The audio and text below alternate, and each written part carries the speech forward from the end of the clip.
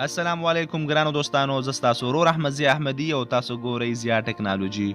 زه غواړم چې نن تاسو ته د موبایل یو داسې ښایسته سیټنګ در وښایم، یو داسې اپلیکیشن در وښایم کو ستاسو موبایل کې وایرس وي یا ستاسو موبایل هینګ کیږي یا ستاسو موبایل بار بار ریسټارټ کیږي یا پکې خالي فولډرې زیاتې وي، نو زه نن تاسو ته یو داسې اپلیکیشن در ښایم چې د هغې اپلیکیشن په استعمال سره تاسو کولی شئ چې په یو کلیک سره د خپل موبایل نه ټول وایرس ختم کړئ او ټولې خالي فولډرې ته یې ختمې کړئ.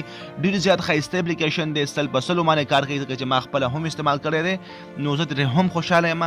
خو تاسو غواړئ چې دغه اپلیکیشن په خپل موبایل کې انسټال کړئ او بیا یې استعمال کړئ، نو که تاسو غواړئ دغه طریقې نه ځان خبر کړئ، ویډیو خامخا تر اخره پورې وګورئ او ملګرو سره یې شیر کړئ چې هغوی ترې هم خبر شي. نو راځئ ګورو دغه اپلیکیشن څنګه انسټالیږي او څنګه استعمالیږي.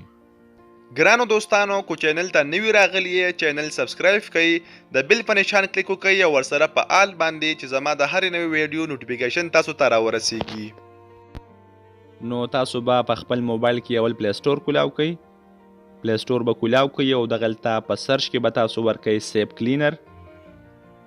نو چې کله مو سیپ کلینر ولیکو دغه بیا سرچ کړئ، نو دلته به تاسو ته ډېر اپلیکیشن راشي مخې ته او دغه دریم نمبر کوم اپلیکیشن چې تاسو ته ښکاري په دغې به تاسو کلیک وکړئ، دغه به ډاونلوډ کړئ.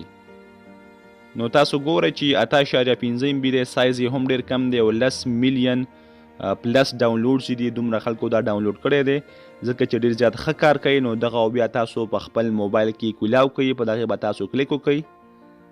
نو دلته به اوس تاسو د دې د استعمال طریقه زده کړئ چې څنګه په موبایل کې استعمالیږي او د موبایل نه پرې وایرس څنګه ختمیږي.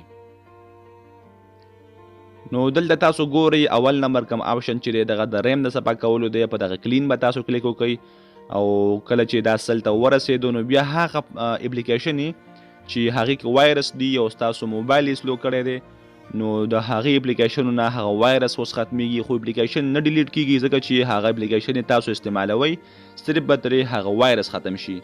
په دغه کلین باندې به بیا کلیک وکړئ چې په کلین مو کلیک وکړو نو دغه کم اپلیکیشن تاسو ته چې ښکاري په سکرین باندې دغې نه هغه وایرس ختمیږي.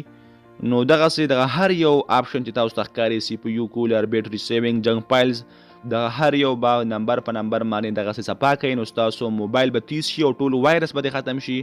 نو ګرانو دوستانو، امید لرم چې ویډیو مو خوښه شوي. که ویډیو مو خوښه شوي ملګرو سره یې خامخا شیر کړئ چې هغوی ترې هم خبر شي. تر بلې ویډیو د الله په امان.